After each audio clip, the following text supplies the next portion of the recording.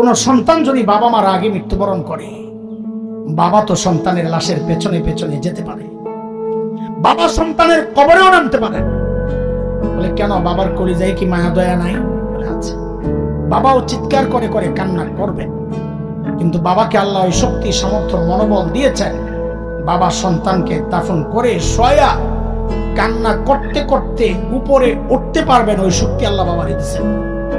কিন্তু কোন মায়ের জন্য সন্তানের লাশের পেছনে যাওয়া চলবে না, কোন মায়ের জন্য সন্তানের কবরে নামা চলবে না। কেন, দুনিয়ায় এমন কোন মা নাই যে সন্তানকে দাফন করার জন্য কবরে নেমে সন্তানকে শোয়া দিয়া ওই মা আবার সুস্থ অবস্থায় উপরে উঠবেন, এমন কোন মা নাই। সন্তানদের শোয়া নিজ লাশ হইয়া শুয়া পড়বে। আরে ভাই, একটু জানতে চাই, এই যে মার কলিজা এত দরদ, এত মমতা, এত মায়ার ভালোবাসা, কারণটা কি বলেন তো? মা আমার দুই চোখের এক চোখ বানাইছেন সেই জন্যে, মা আমার একটা কান বানাইছেন সেই জন্যে, মা আমার একটা হাত বানাইছেন সেই জন্যে। আচ্ছা একবারে বলে ফেলেন না, মা আমার শরীরের কি বানাইছেন? কি বানাইছেন বলেন, বলেন কি বানাইছেন? কিছুই বানান নাই, কিছুই বানান নাই।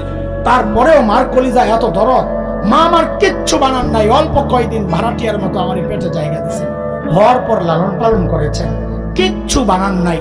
তাতেই মার কলিজা এত দরদ আর মায়ার মমতার ভালোবাসা, কিচ্ছু বানান নাই। তারপরেও তাইলে যে আল্লাহ আমার চোখ বানাইছেন, আল্লাহর কত কথা,